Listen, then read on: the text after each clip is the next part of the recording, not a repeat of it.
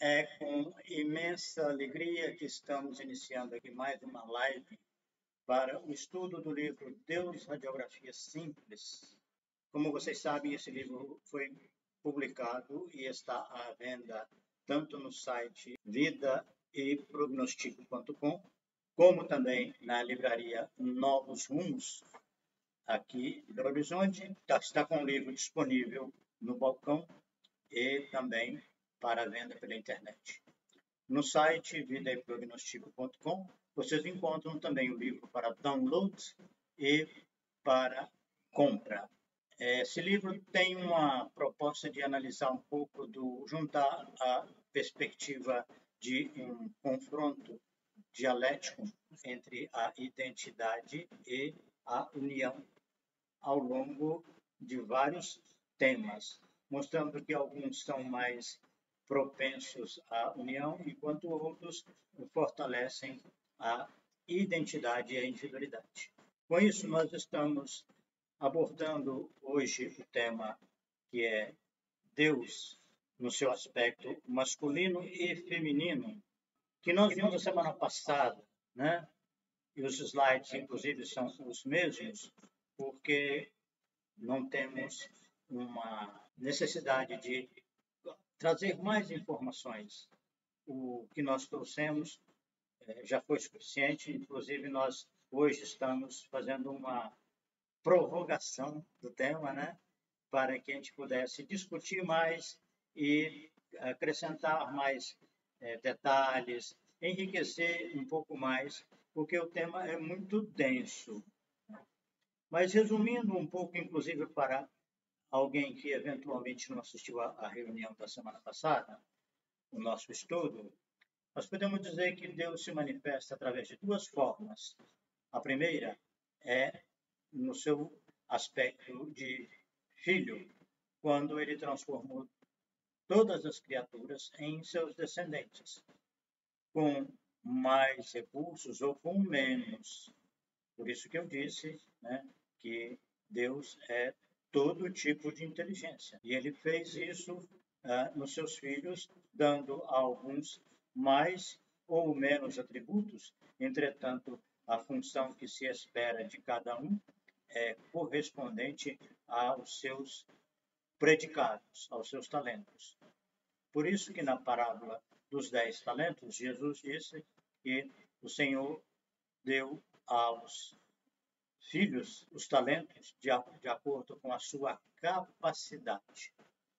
Consequentemente, eles respondem de acordo com essa capacidade que foi criada, que foi organizada pelo Senhor.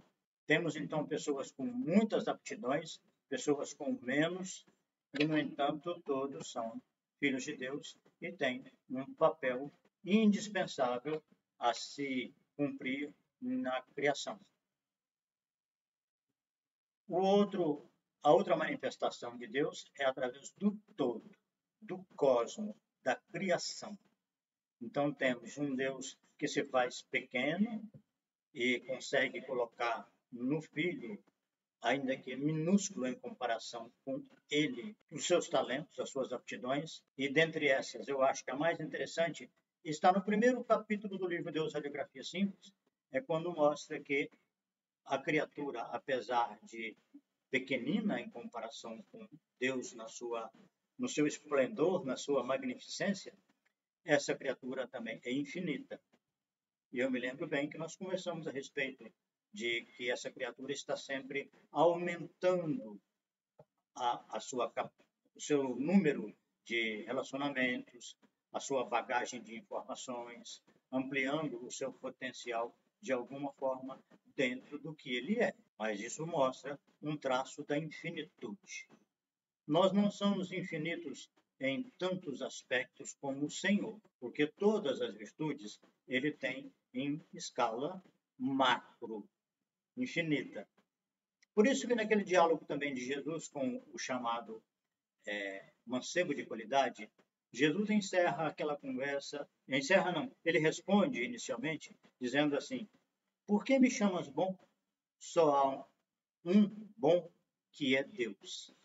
Ou seja, em toda qualidade, toda virtude, nós temos lampejos, temos assim fragmentos dessa virtude, mas que para a criatura já é um talento que reflete a perfeição divina. É por isso que o profeta Baha'u'lláh, quem originou a fé Bahá'í, ele diz que, por mais insignificante que seja um grão de areia na praia, no deserto, é capaz de refletir a luz divina, a luz do sol. Voltando a essa questão que o grão de areia reflete a luz do sol, como nós também refletimos uma qualidade, algumas qualidades do Senhor, mas se o mancebo tivesse perguntado a Jesus a respeito de qualquer outra virtude, tivesse dito, ó sábio mestre, Jesus responderia, só há um sábio que é Deus. Se dissesse, ó generoso mestre, ele diria, só há um generoso, que é Deus. Porque nós temos fragmentos. Embora seja de uma qualidade semelhante à qualidade do Senhor, né, essas virtudes que trazemos em nós ainda são pequeninas, são diminutas em comparação com o Senhor. No outro polo da manifestação, Deus é um todo. Ele se expressa através do universo. O universo é o seu altar, não é? A criação divina, com toda a sua complexidade inconcebível para nós, é a manifestação de Deus no todo. Então, se o filho representa o polo masculino, e é incrível também que ele seja tão forte que ele consiga se defender e resistir ao apelo da totalidade para ser uma massa, é o que aconteceria se todos se juntassem, nós teríamos uma massa homogênea, em que as criaturas perderiam a sua identidade. Não é realmente incrível que nós somos únicos e somos capazes de sustentar múltiplas relações, seja de relação afetiva, seja de relação de parceria, de trabalho e de devoção. Nós suportamos essas relações sem perder a nossa identidade. Isso é o fulcro divino em nós. Então é isso. Esse é o masculino e o feminino que existe em todos nós. Então, se o todo existe como princípio predominantemente feminino, ele contém em si uma legião infinita de identidades, de filhos que se somam, que se organizam em grupos, em coletividades, e elas são uma representação do aspecto feminino, da união. O que caracteriza bem o polo feminino são as relações, enquanto que o polo masculino se caracteriza principalmente por ser identidade única, exclusiva. Todos nós somos, ao mesmo tempo, uma individualidade cósmica, com uma identidade eterna, e fazemos parte de um todo que nos oferece múltiplas oportunidades de relacionamento e de participação. Então, podemos avançar um pouquinho para dizer aqui um pouco das características. Deus, no aspecto masculino, é identidade, é eu, é singular, é partícula, célula, unidade, liberdade, constância e humildade. No polo feminino, temos, então, o Espírito Santo, que é uma conjunção de talentos, é o nós, com suas múltiplas funções, é plural, é átomo, é tecido, é coletivo, união, variabilidade e magnificência. Aqui temos uma questão muito importante, que é a liberdade versus a união.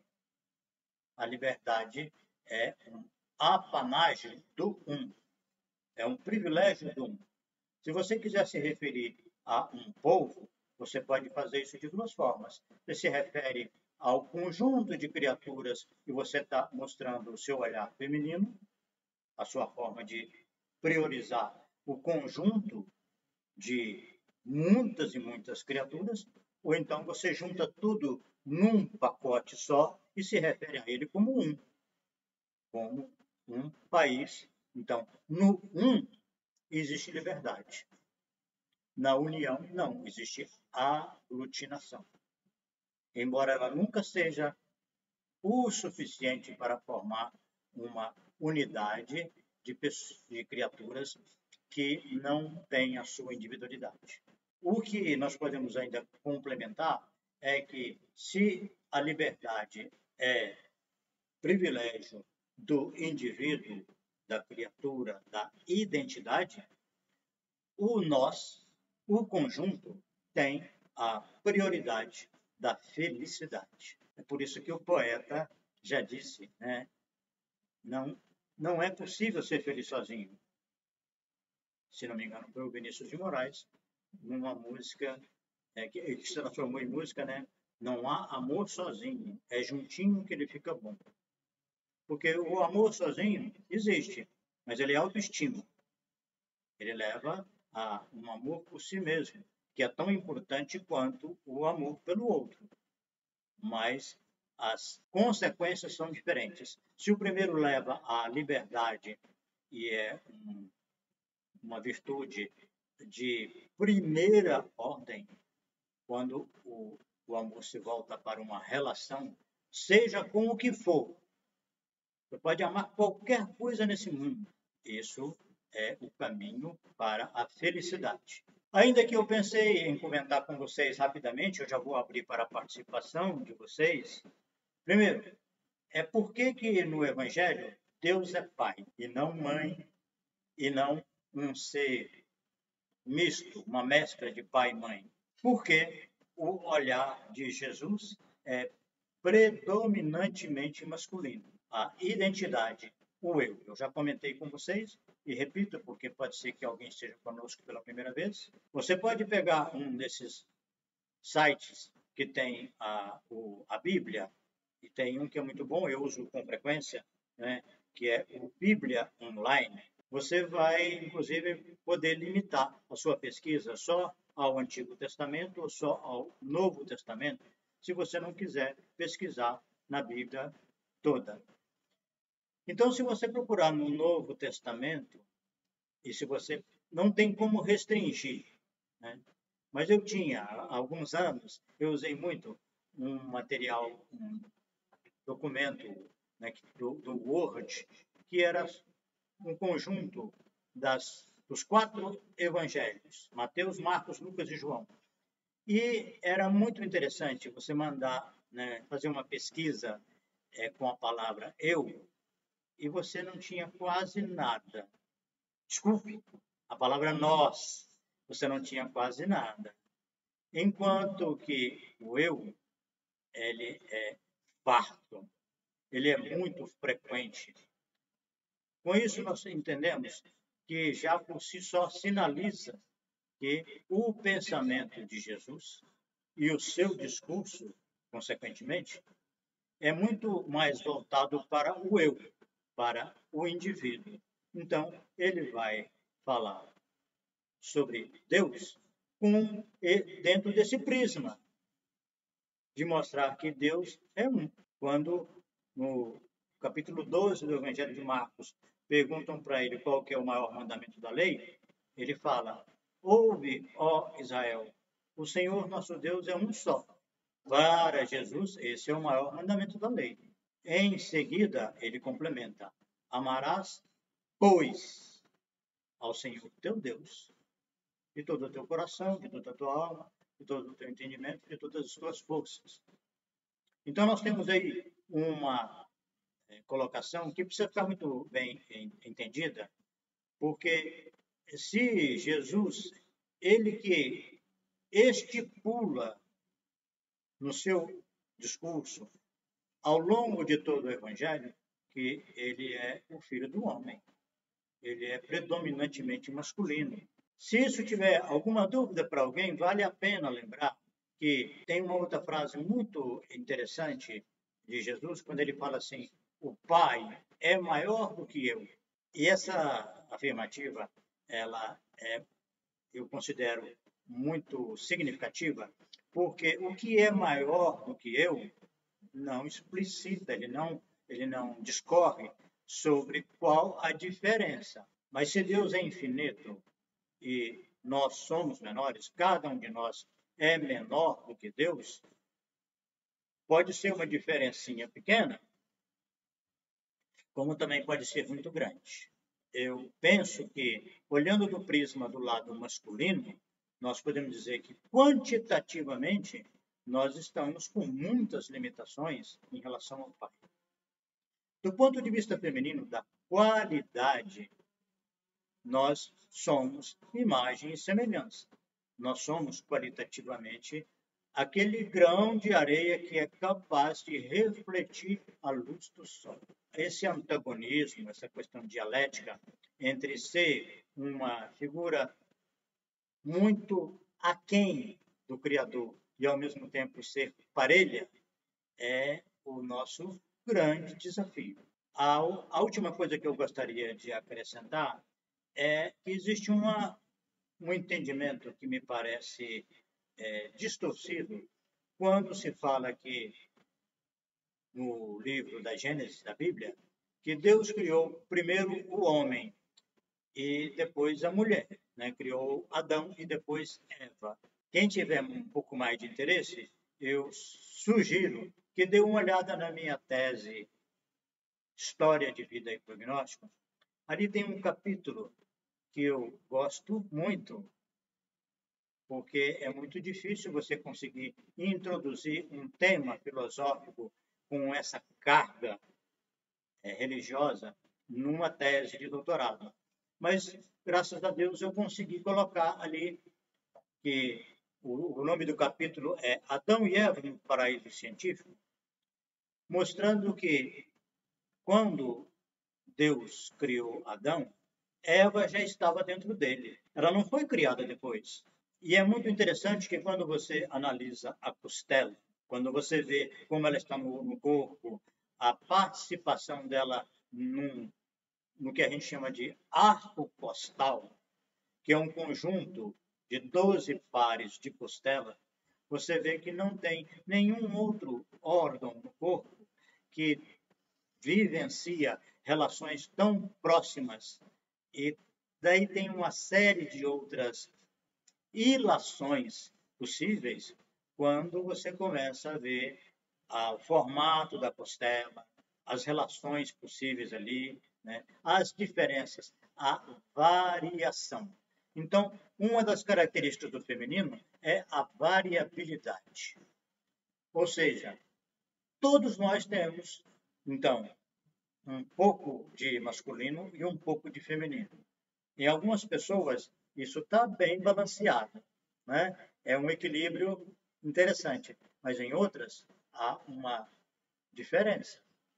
Em alguns há uma disparidade, um é muito mais do que o outro. A importância da gente se conhecer melhor para saber quais são os nossos atributos, quais são as virtudes que predominam em nós, para que a gente busque se envolver com atividades que têm relação conosco, que vão nos ajudar a desenvolver esses talentos que já estão sobressaindo.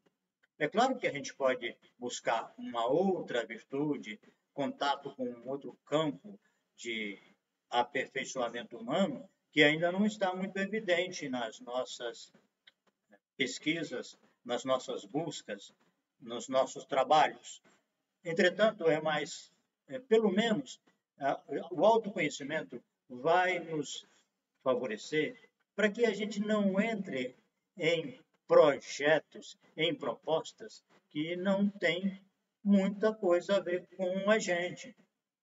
E algumas virtudes se transformaram em bandeiras de trabalhos, de atividades, de movimentos, e as pessoas entram ali e ficam participando sem colocar a própria alma, porque é importante isso. Se você dá um trabalho de doação, de congraçamento com outras pessoas, a fim de realizar um trabalho e atingir certos objetivos, é importante que você esteja atento que aquela bandeira tem ressonância em você.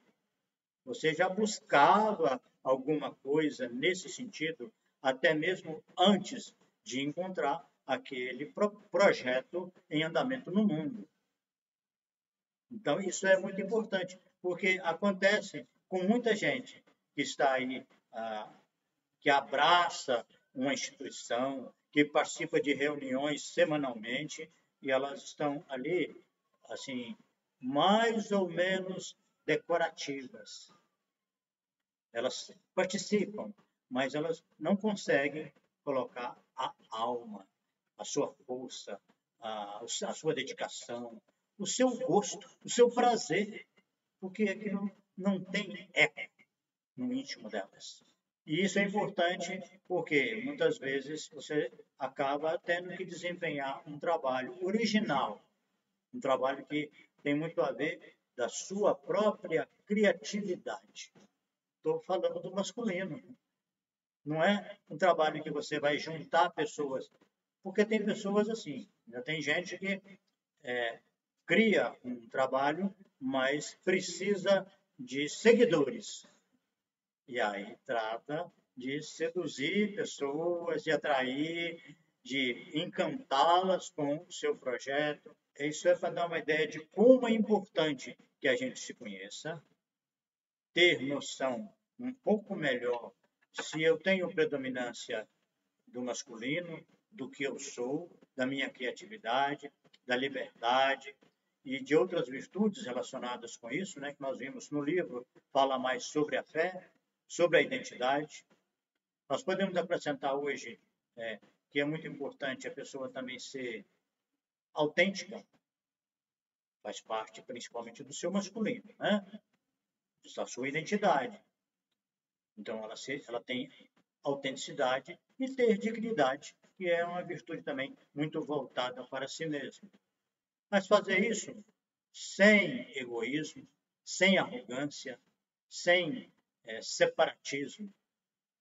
Fazer isso, empregar essas virtudes, mas de uma forma equilibrada, sensata e de uma maneira amorosa. Porque se você é amoroso com você mesmo, se você se respeita, se você cuida de você, é muito provável que você também vai ser cuidadoso com os outros, vai ser respeitoso. E se você tem um predomínio da feminilidade, você vai ser muito mais voltado para as relações. Você vai buscar muito mais e vai revelar a sua facilidade no sentido de se agrupar, de fazer concessões, de ter paciência no sentido de equacionar as dificuldades, de aparar as arestas, e a sua carência de pessoas e de um trabalho coletivo vai ficando cada vez mais evidente. Então, se o masculino tem um risco de se transformar num eu sozinho, num eremita, numa pessoa egocêntrica, ou, se não, ela pode caminhar para idolatrar um outro, ainda está nesse polo do masculino, ela vai também, o feminino vai correr o risco de fazer concessões indevidas, porque tem uma meta, tem um objetivo, tem um trabalho a realizar. Então, é preciso se olhar bem para não cometer os excessos nem as deficiências de cada um desses povos. Mas não perder a autenticidade, porque eu entendo que Jesus, ao assumir a sua masculinidade, o seu eu, e isso fica muito evidente em diversas passagens e muitas falas do Evangelho, ele não se transformou num indivíduo completamente isolado, mas ele trabalha as relações com o grupo de forma individual. Raramente ele se refere ao grupo de maneira coletiva. Ele está sempre priorizando a relação com o indivíduo, com cada um. De vez em quando, é claro que ele se refere ao conjunto, ou se refere a um subgrupo dentro dos 12. Vamos ver o que vocês querem comentar ou fazer de interrogação, de proposta, de comentário, pode fazer comentário livremente. Temos aqui, boa noite a todos, que eu estou vendo aqui. Vamos ver Lu, Rosana, Tícia, minha filha. Um beijo para vocês todas, meninas, em especial para minha filha. André, muito bem. Recado dado, Romão. É este? André, Ariela. Boa noite, Ariela. Boa noite, Romão. Pedro Luiz Meneguim, boa noite. Juranda. André Fossati, como eu disse no último encontro, tem dificuldade nessa dissecação de Deus do todo. O uno dividido vira duo e deixa de ser uno. Se algo sai do todo, deixa de ser todo. Faz parte do conceito de ser. Muito bem, vou responder essa então, André, porque é interessante, tem fundamento a sua questão, mas são as duas vertentes que, levadas ao extremo, elas acarretariam essa consequência. Então, se o todo fosse prevalecendo continuamente, ele extinguiria a identidade. Nós estaríamos participando de um conjunto cada vez mais homogêneo, e isso acarretaria uma perda de identidade. Em últimas consequências. E, no entanto, isso não acontece, porque a identidade tem a origem nos poderes de Deus e na eternidade desses talentos. Então, nós fomos criados de uma forma que não é possível alterar. Você, de certa forma, quando Jesus fala que não é possível você aumentar um côvado na sua estatura, eu entendo que, como sempre, Jesus se refere, como sempre não, mas é muito mais frequente ele se referir às questões espirituais. A gente tem que levar o conceito dele para o lado espiritual. Ou seja, nós não conseguimos aumentar nada ou quase nada do nosso potencial espiritual. Aumentar um côvado seria aumentar só a quantidade. Ele nem falou em acrescentar alguma outra qualidade. Nem quantitativamente nós podemos nos alterar. Em contrapartida, a identidade, não adianta você querer se isolar, porque não é possível. Nós temos individualidade e temos união, mas não de forma absoluta. Por exemplo, eu gosto muito de pegar a imagem de um punhado de grama. Tem uma parte do raminho de grama que está sozinho. Ele é uma individualidade. Mas se você desce um pouco mais, ele se mistura com os outros e ele se entrelaça de tal forma que não é mais possível você separá-lo, porque é uma mescla, é uma espécie de amálgama que ele faz. Nós somos individualidade, somos identidade até um certo ponto. Mas se você começar a descer dentro de você mesmo, você vai começar a reconhecer que você tem alguma parte que é só sua, mas eu ainda vejo meu pai e minha mãe em mim, nas atitudes, nos sentimentos, em conceitos assim existenciais. Não é só coisa racional, não. É na minha forma de ser. Meu pai está aqui dentro comigo, minha mãe está aqui. Temos atitudes, temos coisas que são comuns. Praticamente nós compartilhamos. E se você descer ainda um pouco mais, você vai ver que esses ramos ali mais perto da raiz, eles ainda vão se entrelaçando mais com outras pessoas, falando da grama, né? Com outras individualidades. E acontece, por exemplo, muitas vezes que alguém se identifica tanto com um outro, com alguém que ele escolhe para ser o seu mentor, que a gente pode dizer que tal fulano é filho do Freud, tal outro é filho de Shakespeare, mas aquele outro é filho de Maomé, é filho de Buda, porque há uma identificação tão grande e, às vezes, essa relação de parentesco, essa filiação, tem um intervalo de séculos entre um e o outro. É por isso que o Schopenhauer tem alguns aspectos da filosofia dele que são de natureza essencialmente budista. Ou seja, nós não somos, nunca poderemos ser uma individualidade absoluta, porque nós não saímos do nada. É uma outra frase de Jesus também muito interessante, quando ele diz assim: eu não vim de mim mesmo, eu vim de meu Pai. Isso é uma demonstração clara de que nós não temos uma identidade única, privativa, com características exclusivas. Nós compartilhamos isso de alguma forma.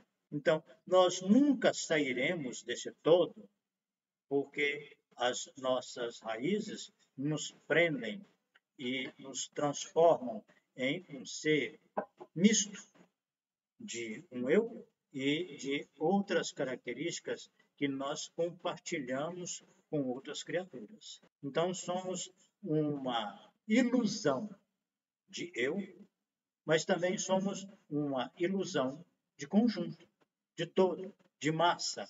É por isso que nós temos duas grandes ideologias predominantes no mundo contemporâneo. Eu acho que elas sempre existiram, mas agora estão mais claras, que é a direita e a esquerda.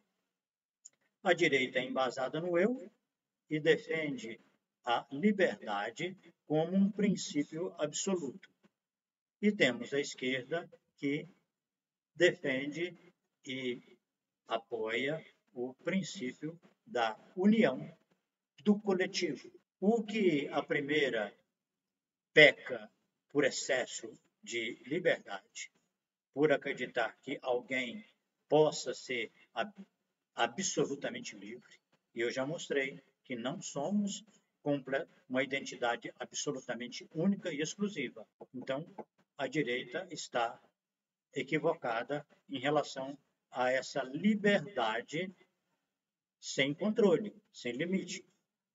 E, ao mesmo tempo, que a esquerda também está equivocada no sentido de achatar todo mundo a um único perfil de cidadão, como se nós fôssemos iguais e, infelizmente, nós sempre tem um resíduo de individualidade. Mas é muito pertinente, porque você vê que o primeiro da liberdade é fruto da identidade, é fruto da identificação com o filho e de acreditar nessa quimera, nessa ilusão de que o eu existe por si só.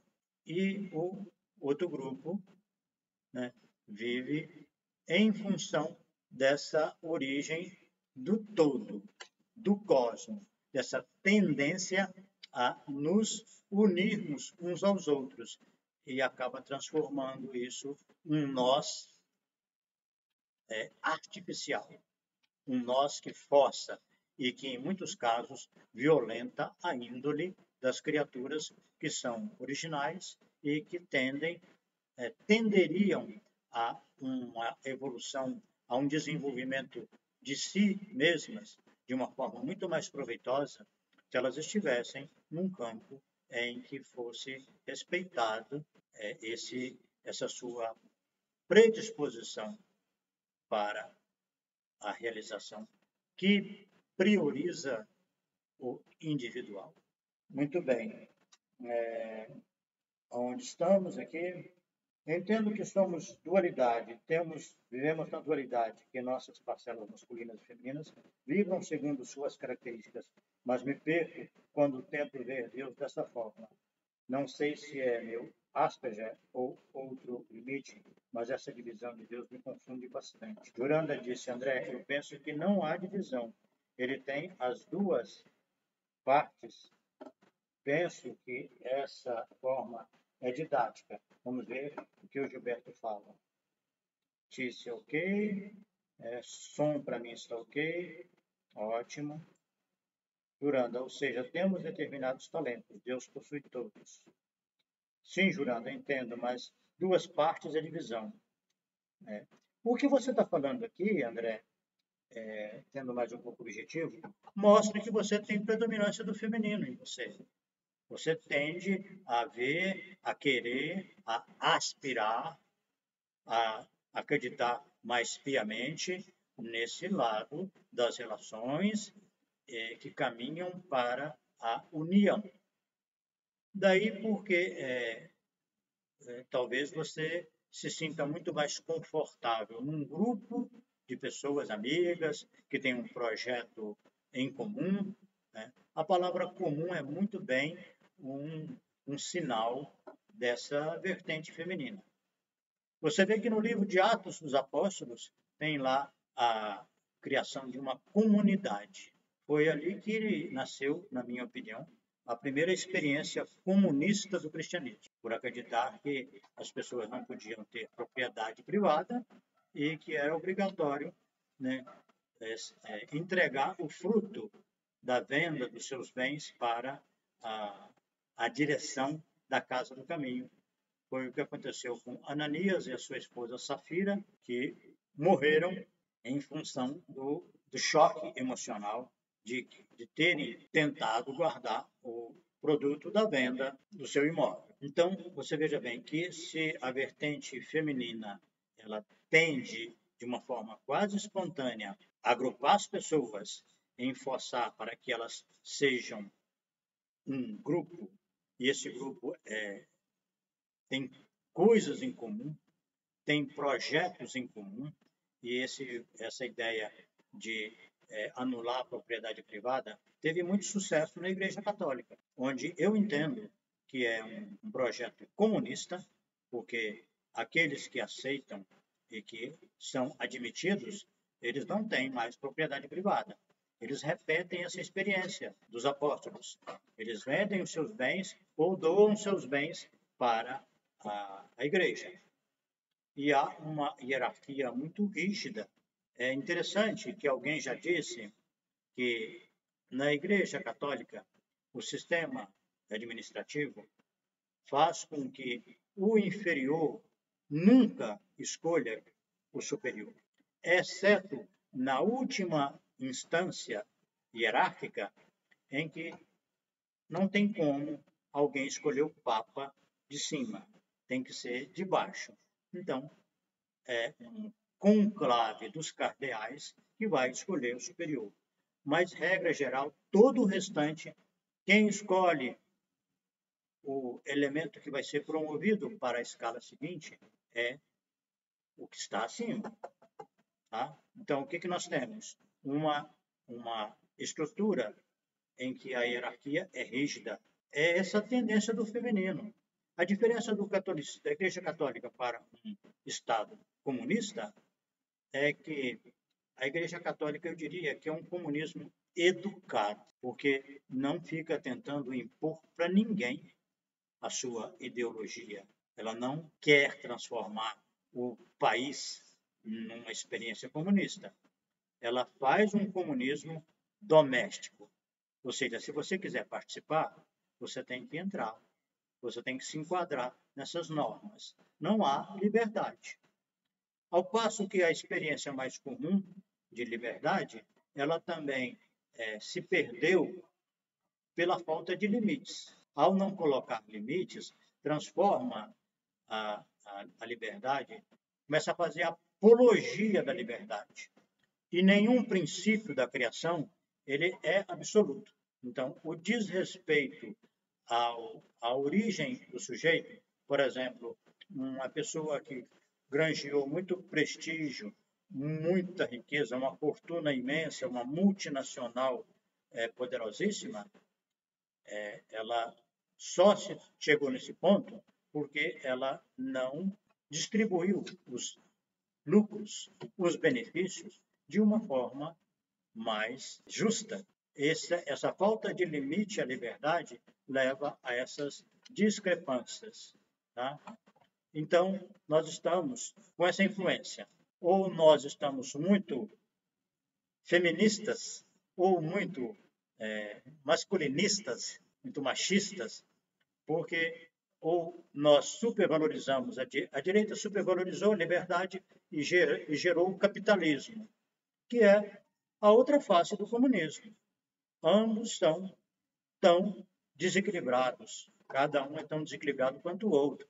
Então nós vamos olhar isso para ver se eu sou muito predomínio do polo filho, da liberdade, e esse apanágio de coisas aí, de qualidades que acompanham o filho, ou no outro, que acompanham o feminino, que decorrem do feminino, é preciso que eu esteja muito atento para saber o meu papel no mundo. Jesus tinha predomínio do filho, do masculino, da liberdade, com certeza, mas ele não transfere isso para Deus. No capítulo 17 do Evangelho de João, você vai ver que ele vai fazer, então, a descrição da unidade coletiva e da perfeição divina. Então, digamos, eu posso ter o predomínio do lado masculino ou do lado feminino, e pode ser muito grande esse predomínio, mas Deus não tem. Deus é um só, ou seja, ele é um todo. Eu posso olhar para ele vendo o todo, ou posso olhar cada partícula divina, mas ele é tudo.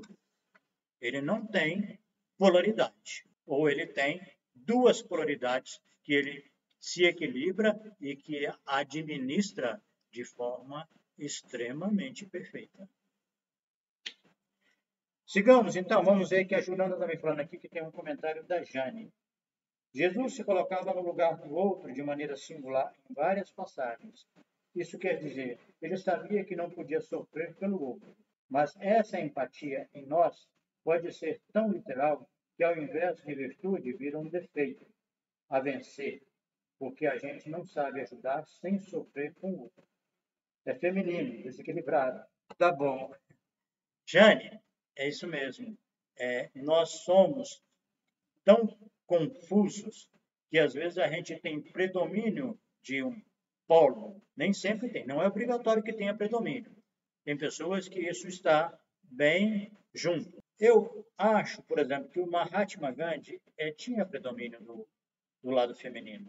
Sujeito muito virtuoso, mas que estava empenhado em fazer a libertação de um povo que ele vê muito com seu olhar, que me parece feminino.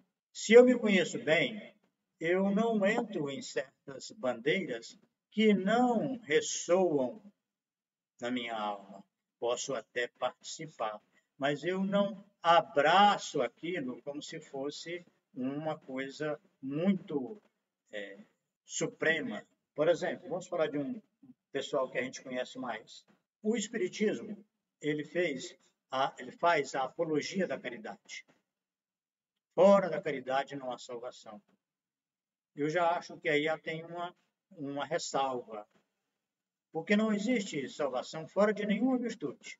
Então, nós poderíamos substituir isso aí dizendo assim: fora da virtude não há salvação.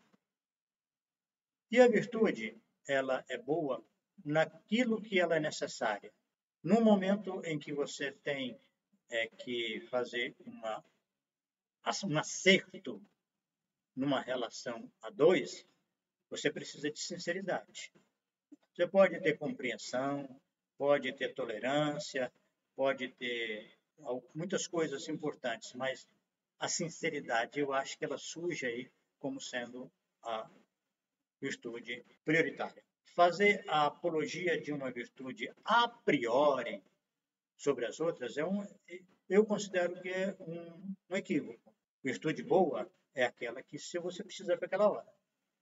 Pode ser uma virtude pequena, uma virtude que você considera até mesmo secundária, né?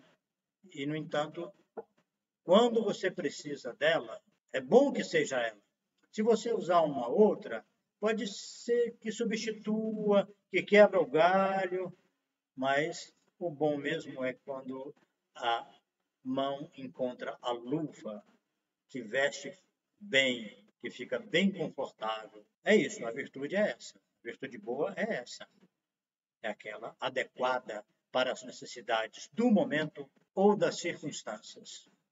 A Cabala me parece clara quanto à natureza de Deus e cita que é feminino e masculino em si mesmo. Ah, que legal, Pedro. Nós outros, ora pendemos para um lado ou para outro, ante a carne. Tá bem, eu analisando esse tema exatamente na figura de Jesus Cristo, é que eu chego à conclusão. Essa definição é de origem, é da criação. Uma quantidade imensa de criaturas tem predomínio do masculino, o feminino fica em segundo plano. Num outro extremo, tem aquelas que têm uma predominância do feminino e o masculino fica em segundo plano, ou seja, são pessoas que têm muita facilidade para o coletivo, para o social, para as uniões, mas elas têm dificuldade de lidar com os aspectos típicos do masculino. E tem uma outra quantidade imensa que tem equilíbrio nessas duas vertentes. Eu acho que isso pode ser que por injunções do meio, das experiências familiares e tudo, você acabe tendo que desenvolver mais um lado do que o outro, que não é bem aquele da sua aptidão, mas você vai mostrar que está meio fora de esquadro, vai mancando, porque você anseia por liberdade, pelo seu trabalho original, quando você tem predomínio da masculinidade. E se você é feminino, você é muito voltado para as relações, para a compaixão e essas virtudes que mostram, né, conforme a Jane disse, a gente é mais capaz de se colocar no lugar do outro para saber o que convém fazer. O masculino vai olhar mais para dentro de si mesmo, para falar assim, o que eu preciso fazer para ficar em paz com a minha consciência. Ele não está pensando prioritariamente no bem do outro, está pensando em que ele vai fazer para ajudar o outro, mas, antes de tudo, para ficar bem perante a própria consciência. O feminino não, ele vai mais pensando na necessidade do outro, em ajudar, em socorrer, e nem pensa muito se fazer aquilo está de acordo com a sua própria natureza, com a sua própria essência ou com a sua ética. Embora ele vai levar em conta isso, né? Claro, mas não é a prioridade. Muito bem, são 20h59, a bola está batendo na trave. Nós nem passamos para o segundo, porque aqui, eu entrei também um pouco nisso, né? Entrei. Mas nós ficamos, eu acho que o que importa é o desdobramento do conceito, né? Do eu para o nós. Um eu que pode ser cada vez mais fechado em si mesmo. Por exemplo, eu estava dizendo agora mesmo, o predomínio do lado masculino em Jesus, para mim é tão óbvio. né? Que naquele momento em que ele tem uma crise, o grupo entra em crise e que falam para ele, duro é esse discurso, quem o pode ouvir? Jesus não ameniza, não. Ele não pergunta, então, mas como é que nós vamos fazer para resolver esse problema? Não faz graça para ninguém. Ele apenas diz assim, quereis vós também me deixar? Mas eu não estou só, porque o Pai está comigo. O masculino é essa relação muito que se aprofunda em si mesmo e encontra Deus em si, enquanto que o feminino vai negociar as coisas, vai ver o que incomodou, o que desagradou, como é que a gente pode remanejar isso, como é que a gente faz para chegar num acordo, e aí acaba fazendo alguma contemporização. E é por isso que eu tenho para mim um lema, que é assim, não existe relacionamento sem concessão, mas certas concessões são inaceitáveis. O feminino às vezes esquece disso. Ele é capaz de abrir mão de certas coisas e que, em alguns casos, desfiguram a sua própria identidade. Meus amigos, podemos encerrar? Quero lhes agradecer muito por essa presença, pela participação. Podemos continuar trocando alguma ideia nessa sessão de comentários do YouTube e quero também dar um abraço em cada um de vocês, um abraço fraterno, com carinho, com amizade e desejar que na próxima semana nós possamos dar sequência. Aí sim, vamos para o próximo capítulo do livro Deus, Radiografia Simples, que, se não estiver enganado, a vinda do Cristo. Mas é por aí, é o 18, é o antepenúltimo. Sigamos com Deus, no coração, na consciência, em paz e com espírito de luta. Até mais.